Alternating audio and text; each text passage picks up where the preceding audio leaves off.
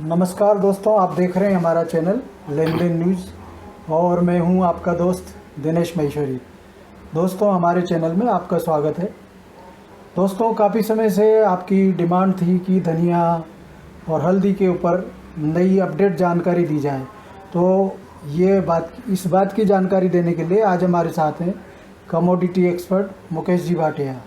नमस्कार मुकेश जी। तो आज पेश है आपके सामने धनिया और हल्दी पे विशेष जानकारी कि आने वाले समय में धनिया और हल्दी में क्या अपडेट्स रहेंगे, क्या उतार चढ़ाव रहेगा। तो मुकेश जी ये जानकारी दे रहे हैं हमारे साथ में, लीजिए आप सुनिए।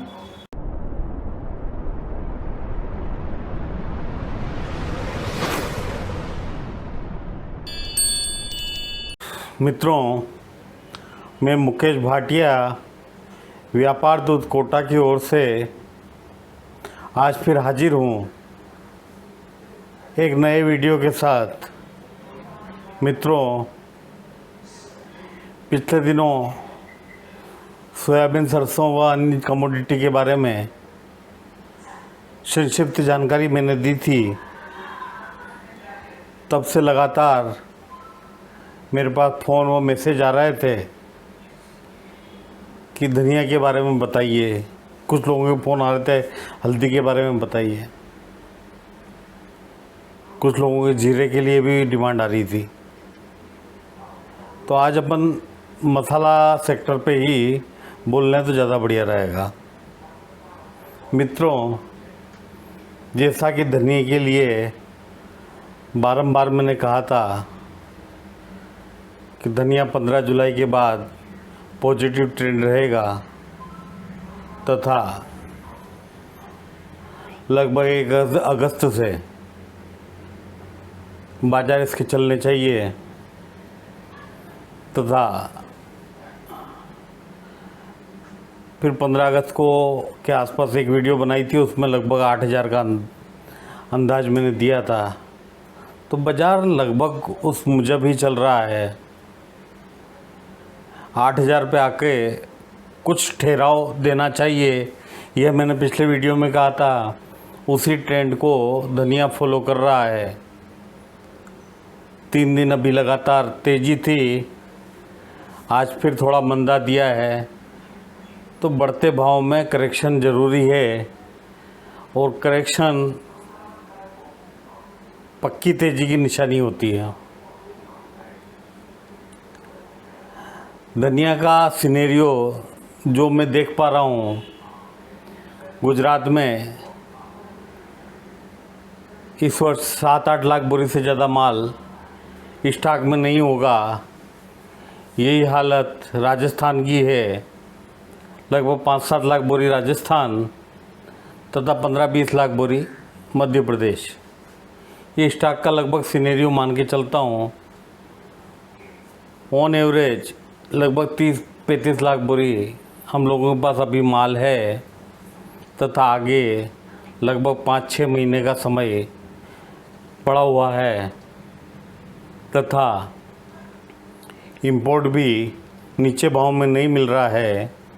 रशिया के भाव लगभग $850 के आ रहे हैं, तो वो धनिया भी लगभग 70-75 रुपये घर में आकर के पड़ता है। इस हिसाब से जो इंडियन धनिया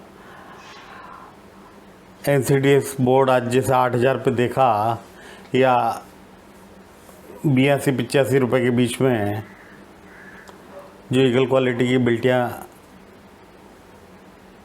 फिजिकल में बिक रही है,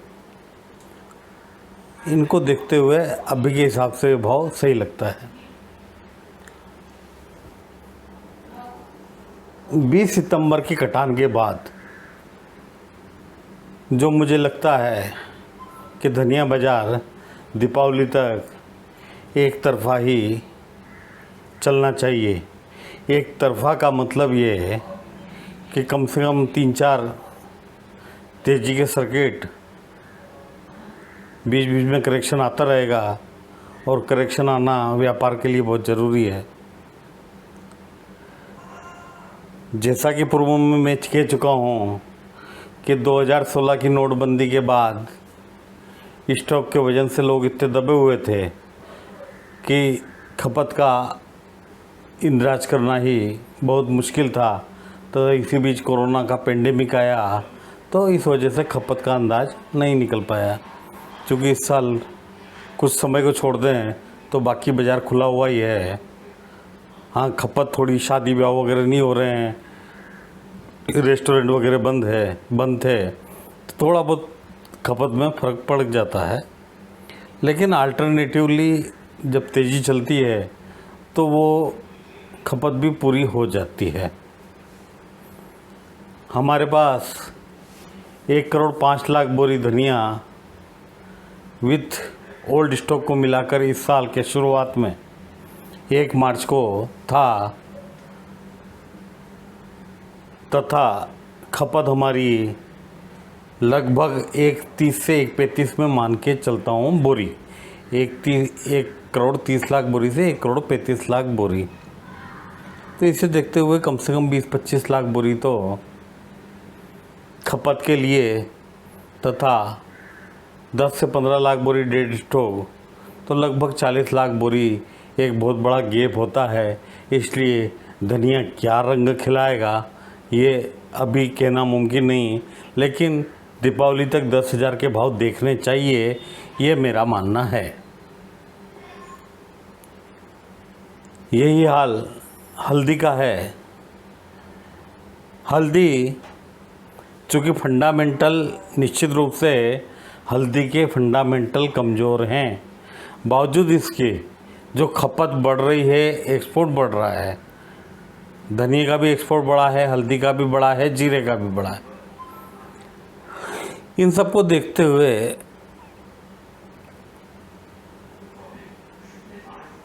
हल्दी का पॉजिटिव ट्रेंड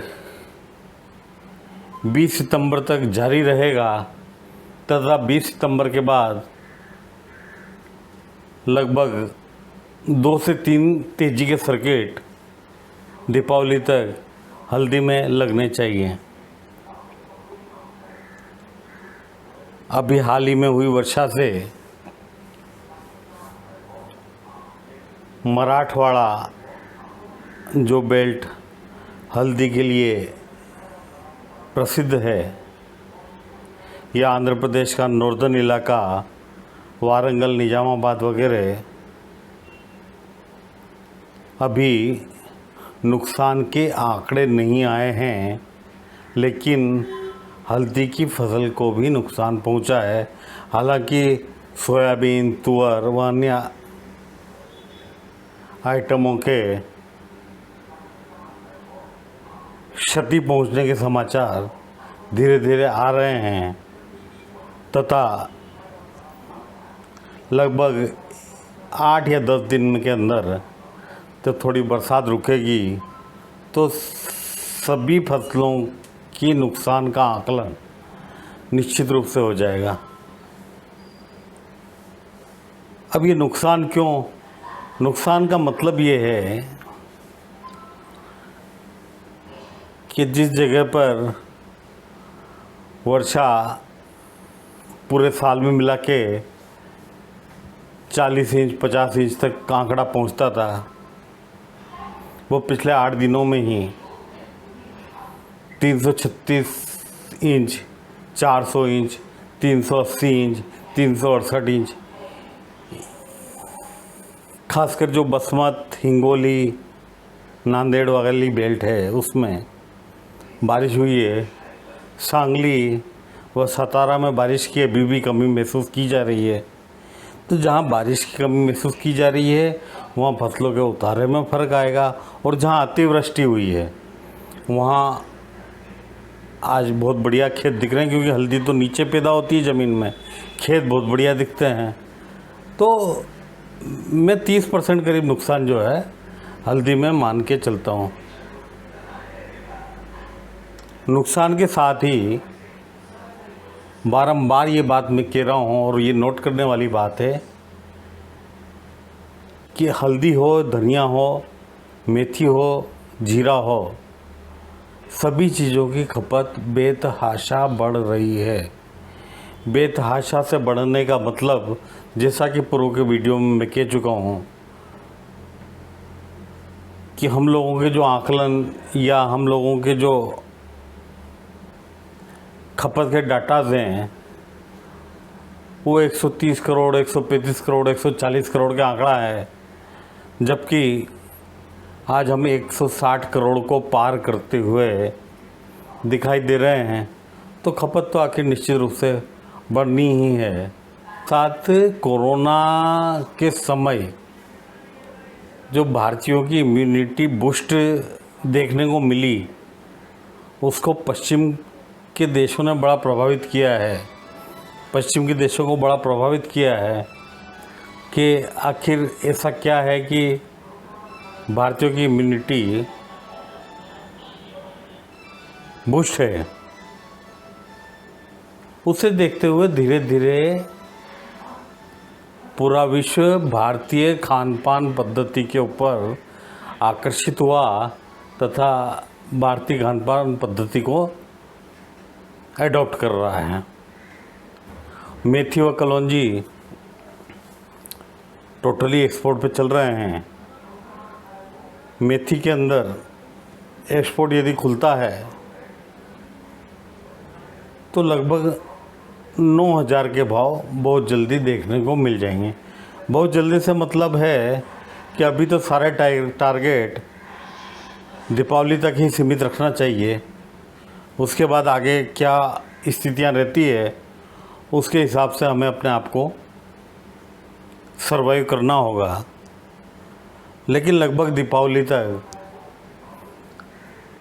धनिया 10,000 रुपये, हल्दी व मेथी 9,000 रुपये के लेवल को क्रॉस कर जाएगी।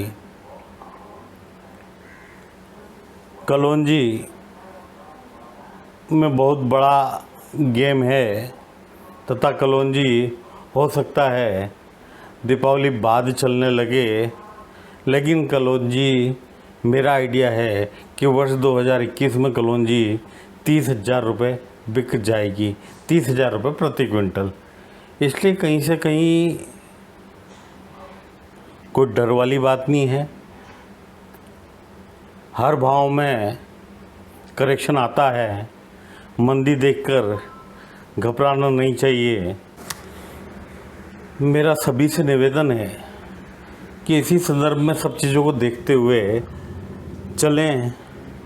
जो मैंने टारगेट दिए हैं वह दीपावली तक के टारगेट हैं तथा थोड़ा समय आगे पीछे हो सकता है, लेकिन जो टारगेट मैंने दिए हैं वह टारगेट निश्चित रूप से पूरे होंगे। या विश्वास रखिए, पीछे भी जो टारगेट दिए थे वह सभी टारगेट अचीव हुए हैं, क्योंकि इस साल पूरी तरह से खपत का अंदाज तथा फसलों की पैदावार सभी का अंदाज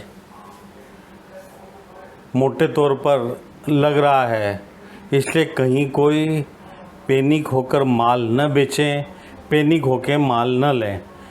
दोस्तों, अभी ये जानकारी आपने मुकेश जी के द्वारा सुनी। अगर आपको ये जानकारी अच्छी लगी हो तो आप हमारे वीडियो को लाइक कीजिए, शेयर कीजिए और साथ ही हमारे चैनल लेन देन न्यूज़ को सब्सक्राइब कीजिए। धन्यवाद। Thank you.